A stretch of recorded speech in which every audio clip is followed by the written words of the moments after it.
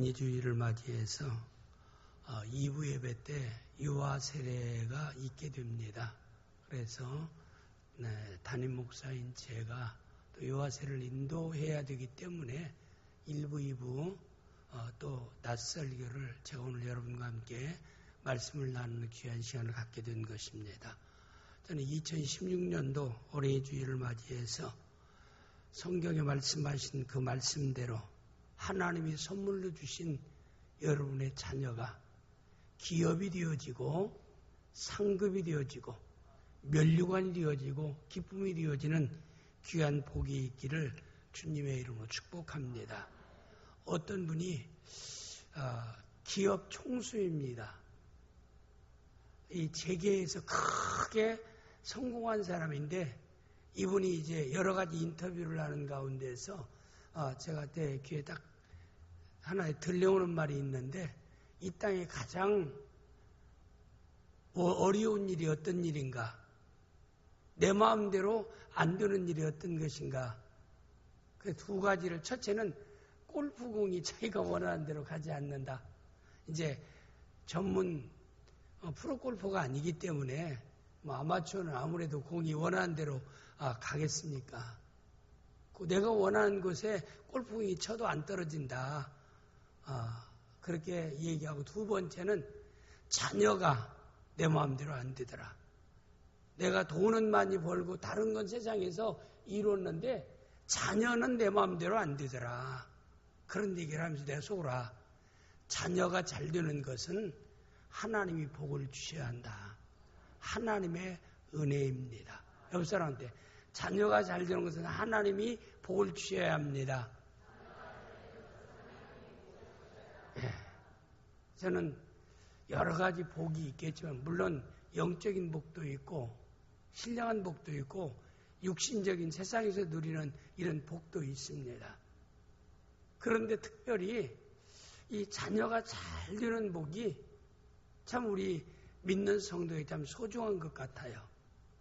그래서 저는 이 어린이 주일을 맞이해서 우리 낙원교회에 속한 여러분의 자녀는 하나님께 복을 받아서 잘 되는 역사가 있기를 주님의 이름으로 축복합니다. 오늘 봉독된 말씀의 내용에 보니까 에베소 6장 4절에 보니까 또 아비들아 너희 자녀를 노엽게 하지 말고 오직 주의 교훈과 훈계로 양육하라. 이 말씀의 뜻은 뭘까요? 자녀를 올바로 양육하라 라고 하는 의미인 줄 압니다. 먼저 우리가 살펴봐야 될 것은 자녀를 올바로 양육할 때 자녀는 기업이 되고 상급이 된다라고 하는 것을 전제로 해서 말씀하고 있는 말씀의 내용입니다. 시편 127편 3절에 보니까 다 같이 보라 자식들은 여호와의 기업이요 태의 열매는 그의 상급이로다. 이건 뭐예요? 자녀가 기업이 되고 자녀가 상급이 될 수 있다라고 하는 것. 이건 너무나 참 소중한 자녀의 복을 하나님께 받은 것이다.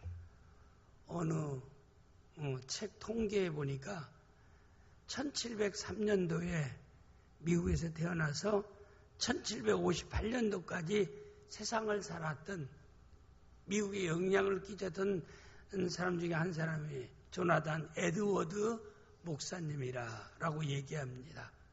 그 당시에 미국이 개인주의, 이기주의와 물질 만능주의로 인류가 도적의 타락, 여러 가지 미국 사회가 굉장히 이렇게 암흑길을 걸어가 영적으로 타락길을 걸어갈 수밖에 없는 그런 사회 가운데서 조나단 에드워드 목사님은 자녀 교육에 대해서 끊임없이 강조했습니다. 미국의 미래는 자녀를 어떻게 교육시켰냐에 따라서 장래 미국이 결정되어진다. 보다 좋은 나라를 이루기 위해서는 자녀를 올바로 양육해야 된다. 그 방법은 신앙으로 양육해야 된다. 말씀으로 양육해야 된다라고 하는 것을 매스컴을 통해서나 여러 군데서 많은 미국에 많은 사람이 영향력을 끼쳤다라고 합니다. 그리고 그가 세상을 떠난 후에 어떤 통계학자가 그의 후손들을 150년 에드워드 목사님이 세상을 떠나고 난 뒤에 150년 후에 그의 후손들을 하나 조사해 봤다라고 합니다. 조사하면 다 나오는 것 같아요. 근데 거기에 보니까 거기에 에드워드 목사님의 자녀 교육에 대해서 끊임없이 강조하고 믿음과 말씀으로 양육해야 한다는 것을 그냥 끊임없이 부르짖었던 에드워드 목사님, 조나단 에드워드 목사님의 그 후손들 가운데 150년 후에 조사해 보니까 대학 총장이 13명이 나왔어요. 그 다음에 교수가 65명이 나왔습니다. 의사가 60명이 나왔어요. 또 목사가 100명이 나왔습니다.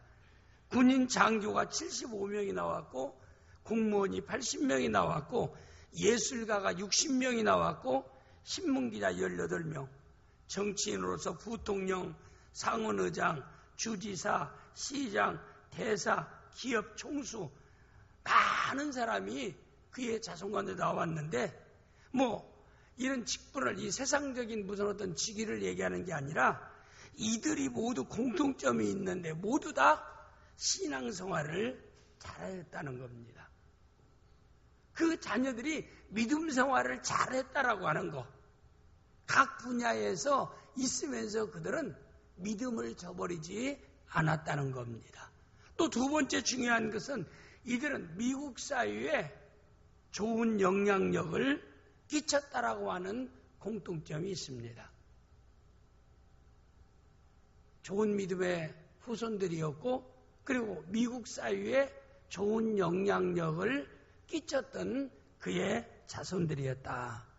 그래서 이런 통계를 보면서 이 성경 시편 127편에 보라 자식은 여호와의 기업이요 대열매는 그의 상급이라 라고 하는 말씀이 조나단 에드워드 목사님의 후손들을 통해서 이렇게 나타나지 않는가라고 하는 것을 그 통계를 제가 보면서 이렇게 하나님 앞에 자녀의 복을 받았구나. 그리고 이 자녀의 복을 받는 데 중요한 것은 이것은 하나님께서 이미 조나단 에드워드 목사님을 통해서도 말씀하신 대로 자녀를 믿음으로 양육해야 된다. 자녀를 말씀으로 키워야 된다. 이걸 강력하게 외치면서 미국 사회에 계몽했던 그 목사님의 그 외침을 한번 이 성경의 말씀을 다시 되새겨보는 것이라 이 말입니다. 하나님이 소문을 주신 자녀가 상급이 되고 기업이 되기 위해서는 오늘 에베소 6장 4절 말씀에서 말씀하고 있는 두 가지를 말씀했어요. 우리 성경에 보면은 하나님의 말씀에 보면은 항상 하지 말라는 말이 있고 하라는 말이 있어요. 우리가 하나님 말씀대로 순종하려면 하지 말라는 것 안 해야 되고 하라는 것 해야 됩니다. 그래서 시편 1편에 보면 복 있는 사람이 누구예요? 하나님의 자녀 된다. 천국 백성 된 자가 복 있는 사람입니다. 복 있는 사람은 안 해야 될 것 세 가지. 악인의 길을 쫓지 않아야 되고 죄인의 길에 서지 않아야 되고 오만한 자의 자리에 앉지 않아야 된다. 안 해야 할 것 세 가지. 해야 할 것 여호와 율법을 즐거워하고 그리고 그 율법을 주야로 묵상해야 된다. 이러면 그는 마치 시냇가에 심은 나무가 시절을 쫓아 과실을 맺으며 그 잎사귀가 마르지 아니함 같이 그 행사가 다 형통하리로다. 시편 1편에서 우리에게 분명히 하지 않아야 할 것, 해야 할 것. 근데 하나님께서 내가 너에게 선물로 주신 자녀가 기업이 되고 상급이 되기를 네가 바란다라고 하면은 자녀로 하여금 하지 않아야 할 것을 자녀에게 하지 말고 해야 할 것을 바로 하도록 양육해야 된다라고 하는 것이 오늘의 말씀의 내용입니다. 그러면 먼저 하지 말아야 할 것은 에베소 6장 4절 말씀 우리 보겠습니다. 하지 말아야 할 것은 또 아비들아 너희 자녀를 노엽게 하지 말고. 그러니까 아비들아 하니까 아버지에게만 자녀 교육에 책임이 있겠다. 책임이 있다. 이걸 하나님이 말씀한 말씀은 아니잖아요. 아비들아 이 말은 어미들아 이 말입니다. 어미들이나 아비들 다 부모에게 말씀하고 있는 말씀의 내용이에요. 그래서 자녀를 노엽게 하지 말라. 그러면 자녀를 노엽게 하지 말라라고 하는 그 의미의 뜻은 자녀가 부모를 통해서 노여움을 가질 수밖에 없고 실망을 가질 수밖에 없고 여러 가지 정말 상처를 입을 수밖에 없고 그런 여러 화나게 하는 부모 때문에 자녀가 화나게 하는 것들이 얼마나 많겠습니까? 여러분 집에 가서 한번 써봐요. 내가 자녀를 속상하게 하는 것이 어떤 것인가? 아마 쓰면 여러 가지 있을 거예요. 누구나 그러잖아요. 저도 두 아들을 키웠습니다. 키우면서 내가 이 두 아들을 키울 때 어렸을 때 참 이렇게 있으면 좋다. 자녀들이 여러 가지 삶의 현장에서 자녀들이 어떤 좀 내가 볼 때는 바람직하지 못한 어떤 그 행위나 생활을 볼 때마다 저것은 다 그 책임이 자녀에게 있는 게 아니라 부모에게 있다. 내가 왜 내가 그렇게 자녀를 꼭 그렇게 했어야 되는가? 이렇게 마음속에요. 후회하던 것이 한두 가지가 아닙니다. 그렇다 해서 내 아들 둘이 다 문제덩어리라는 말을 얘기하는 게 아니라 항상 마음속에 후회하는 게 많아요. 하나님께서 너희가 자녀를 올바로 양육하기 위해서는 주의 교훈과 훈계로 양육하기 위해서는 자녀를 노엽게 하지 말아야 한다. 그러면 여기 어느 여론조사 기관에서 청소년을 상대로 해서 이렇게 조사했습니다. 통계 발표해 보니까 자녀를 노엽게 하는 아이들을 화나게 하고 노엽게 하고 상처 주는 그런 것들을 여러 가지 통계에 나왔는데 먼저 4개를 여러분에게 소개하면 4위가 뭐냐면 부모가 지나치게 자녀를 통제하는 것이다. 자녀로 하여금 어느 정도 인격을 존중해주고 자율권을 줘야 되는데 지나치게 자녀와 통제하고 그리고 자녀와의 대화가 단절되는 거. 그러니까 자녀들이 부모에게는 말하고 싶지는 않아요. 그러니까 학교 갔다 오면 문 딱 닫고 들어가고 그냥 컴퓨터 들어가든지 뭐 들어가든지 문 닫고 귀찮으면 잠궈버려요 안에서. 사실 자녀들이 가장 가까운 사이가 부모와의 자녀여야 되지 않겠습니까?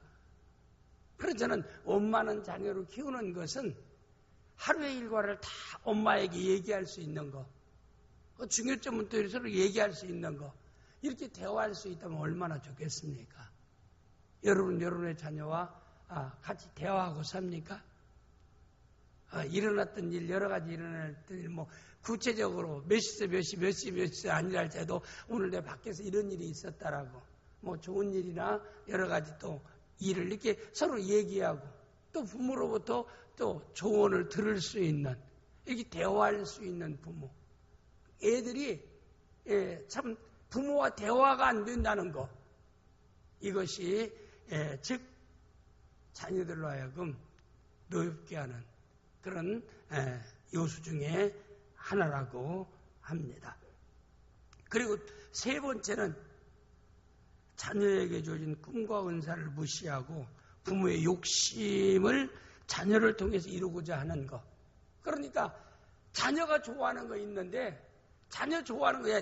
너는 세상을 몰라서 그런 거야. 너는 이 일을 해야 되고 이 목적으로 나가야 돼. 그런데 그건 사실 참 착한 아이들은 부모가 원하는 걸 하려고 합니다. 내가 좋아하는 거 있어도 부모가 원하는 걸 하려고 하는 아이들이 착한 아들입니다. 근데 그게 어렸을 때는 어느 정도 이렇게 착하기 때문에 따라가는데 사실 마음속에는 항상 불만이 있다 이 말입니다. 부모의 욕심을 위해서 자녀의 진로나 자녀의 앞길을 정해서는 안 된다. 각자에게 자녀에게 주어진 또 은사라는 게 있잖아요. 은사라는 건 그가 잘하는 겁니다. 그가 즐기는 거. 사람이 어떤 일도 내가 참 좋은 것, 또 내가 잘하는 것도 하려고 하지. 나 참 그거 싫어. 물론 뭐 공부는 다 싫어하겠지만 그렇다고 싫어하면 또 공부도 하지 마. 그러면 안 되겠지만은 그건 설득해야 됩니다.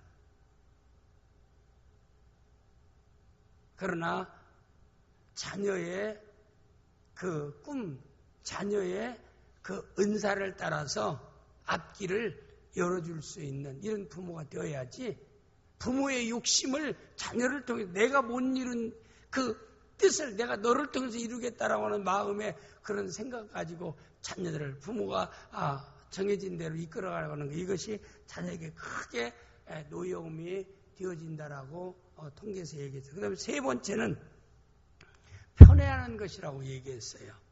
그건 뭐 아들 하나 낳고 딸 하나 낳은 사람은 편애할 것도 없지요. 그냥 혼자한테 몽땅 사랑을 주지만 그러나 두 명만 돼도요. 하나는 항상 마음속에 부모에 대해서 항상 노여운 마음에 상처가 있다는 거예요. 되게 편애하는 이유는 뭘까요? 보통 무엇으로 많이 편애합니까? 학교 성적 가지고. 네 언니는 성적이 좋은데 너는 이게 뭐냐? 똑같이 공부하는데도 이게 너 왜 이렇게 나오느냐? 이런 성적 가지고 많이 비교하기도 하고 또 여러 가지 또 성적으로도 많이 비교하고 또 성별 가지고도 그렇잖아요. 뭐 옛날에는 성별 가지고도 아들이냐 딸이냐 가지고도 굉장히 이렇게 차별을 했습니다. 근데 지금 사회는 뭐 딸을 굉장히 좋아하고 우대하는 시대지만 옛날에는요. 사실 딸 낳으면 딸은 공부도 제대로 안 시켰어요. 아들만 시키고. 그러지 않아요? 이런 걸 통해서 여하튼 이 편애하는 것 이게 자녀들에게 하나의 노엽게 하는 요소라고 얘기합니다. 창세기 25장 28절 말씀에도 보면은 이삭은 에서가 사냥한 고기를 좋아함으로 그를 사랑하고 이삭은 누구만 사랑했어요? 이삭은 에서만 사랑했어요. 에서를 사랑했어요. 그리고 리브가는 야곱을 사랑하였더라. 딱 구분하고 있잖아요. 아들인데도 결국에는 이런 편애가 즉 야곱이 형을 피해서 화란 땅으로 그가 도망갔어요. 20년 만에 돌아왔을 때는 그 어머니는 세상에 야곱을 사랑하는 어머니는 세상에 계시지 않았습니다. 여러 가지 이 관계 속에서 편애하는 것 이런 것들도 여러 가지 크게 자녀를 노엽게 하는 것이다 라고 얘기했습니다. 그 다음에 제1위는 부모의 폭행과 폭언, 비인격적으로 대해주는 것. 자녀를 한 인격으로 존중하고 내 자녀이기 전에 너는 한 사람이다. 어떤 자녀를 부속품으로 생각하면 안 된다 이 말입니다. 하나님이 선물로 주신 하나의 인격체다 라고 인정해 줘야 되고 그리고 부모라 할지라도 폭언이나 그 다음에 폭행이나 비인격적인 행동 이런 것들은 자녀에게 여러 가지 크게 충격을 준다라고 얘기합니다. 물론 이런 것들 외에도 뭐 많이 있을 줄 압니다. 자녀를 화나게 하고 자녀를 노엽게 하는 요소가 많이 있을 줄 압니다. 우리 예수 믿는 성도는 야고보서 1장 5절에 너희 중에 지혜가 부족하거든 후히 주시고 꾸짖지 아니하신 하나님께 구하라. 그리하면 너에게 주시리라. 우리는 자녀를 하나하나 하나님이 허락한 자녀가 약속한 대로 기업이 되고 상급이 될 수 있기를 위해서는 내 사랑하는 자녀가 부모에게 노여워하는 요소가 무엇인가 라고 하는 것을 우리가 하나하나 하나님 깨닫게 하옵소서. 그런 것들을 하나하나 제거해 갈 수 있는 이런 부모가 자녀를 올바로 양육하는 것이다 라고 하는 것을 오늘 에베소 6장 4절 말씀을 통해서 친히 말씀하고 있습니다. 이 말씀대로 여러분의 자녀를 바로 양육할 수 있는 우리 귀한 성도들이 되어질 수 있기를 주님의 이름으로 축복합니다. 그 다음에 적극적인 자, 이제는 너희가 하지 않아야 할 것 얘기했지만 여기 우리가 적극적으로 해야 할 것은 오직 주의 교훈과 훈계로 양육하라. 여기 내용에 보면은 내가 너희가 허락한 모든 자녀는 상급이 되고 기업이 되는 것이다. 그렇게 말하지 않았어요. 하나님이 허락한 자녀가 상급이 되고 기업이 되어지기 위해서는 물론 하나님의 은혜요. 하나님이 복인데 은혜와 복을 우리가 자녀로 하여금 은혜와 복을 누리기 위해서는 우리가 해야 할 책임이 있음을 얘기했어요. 오직이란 말이 뭘까요? 하나님께서 오직은 여러 가지 방법 중에 이런 방법도 있다 그런 말이 아니에요. 오직은 신앙으로 딱 한 가지라 한 가지 오직. 오직 주의 교훈과 훈계로 양육하라. 교훈이라고는 원래 하나님의 말씀입니다. 올바른 양육은요, 믿음을 갖게 하는 것인데, 믿음은요, 말씀을 통해서만 주어져요. 로마서 보면은 믿음은 들음에서 나며 들음은 그리스도의 말씀으로 말미암았느니라. 올바른 양육을 위해서는 믿음을 갖게 하는 데는 오직 하나님의 말씀밖에 없다 이 말입니다. 그래서 여러분의 자녀를 세상에서 여러 가지 각 분야에서 훌륭한 사람 되는 게 아니라 믿음의 사람이 되도록 양육해야 될 줄을 믿습니다. 때로는 안타까운 고등학교 3학년만 되면은 때로는 학생 예배도 참석도 하지 아니하고 그래요. 그래도 뭐 그걸 별로 부모가 중요하게 생각하지 않습니다. 또 주말반 학원에 들어가서 주일날 이렇게 예배 드리는 것도 또 이것이 소홀히 되고 제 이선에 두게 하고 이건요 잘못하는 거예요. 저는 항상 그래요. 성적이 좀 떨어져도 예를 들어서 주일날 학원 가서 공부하면 5등 안에 드는데 주일날 안 가면 뭐 15등 안에 든다 할지라도 15등 안에 들면서라도 믿음의 양육이 올바로 자녀를 양육하는 것이다. 분명히 말씀. 자녀를 우리가 상급과 기업으로 이렇게 키우는 데는 양육하는 데는 여러 가지 방법 중에 하나가 주의 교훈과 훈계라 이렇게 말하지 않았다는 거. 이걸 여러분 꼭 마음에 담기를 오직이란 말을 마음에 담기를 바랍니다. 오직 한 가지는 믿음으로 양육해야 된다. 이 말입니다. 믿음으로 양육하는 데는 주의 교훈과 훈계라고 분명히 말씀하고 있습니다. 듣든 아니 듣든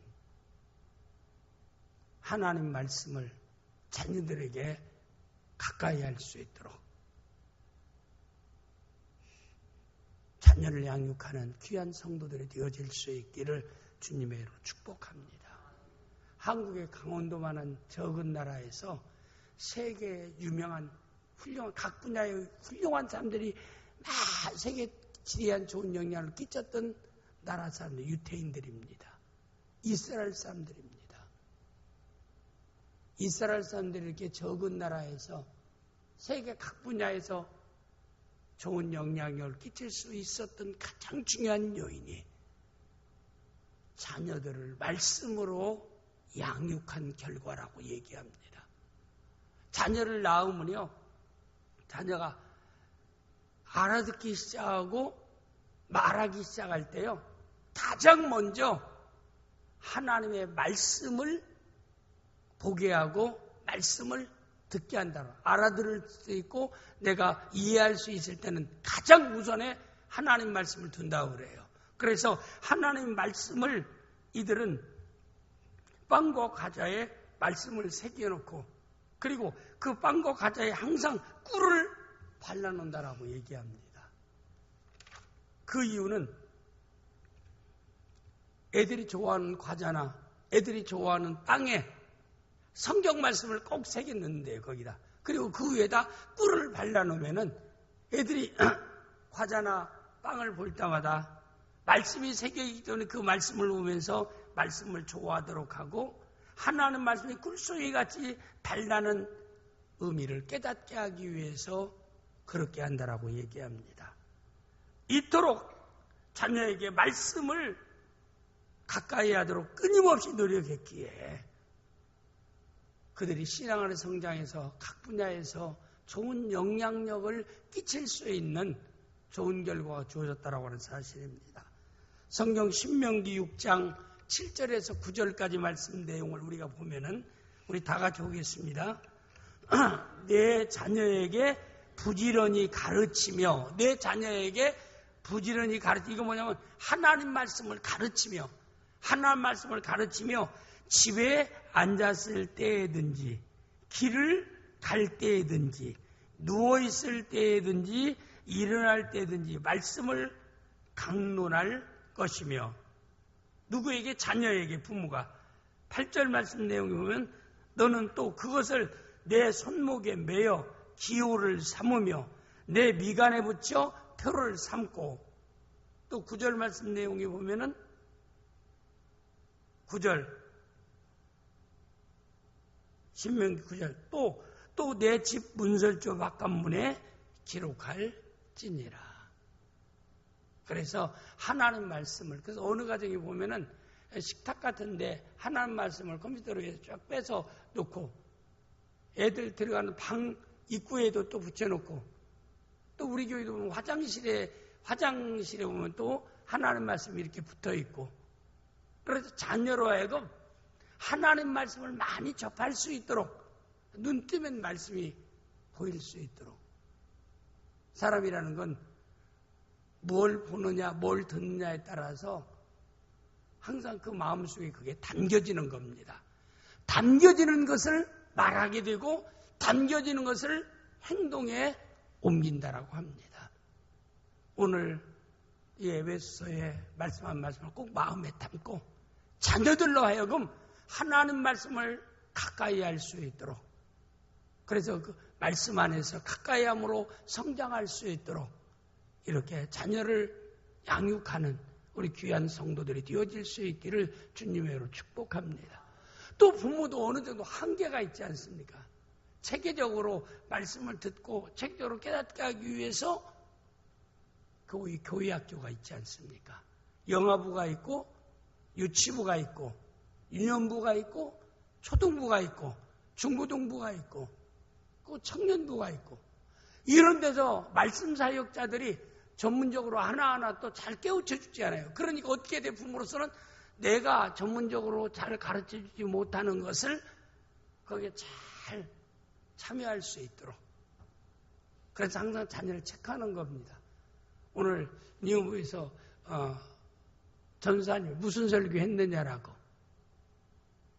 그리고 네가 설교 들었으면 설교 내용을 나한테 얘기해주면 내가 너에게 용돈을 준다라고 하든지 선물을 사준다라고 하든지 그러면 애가요 태도가 다른 거예요.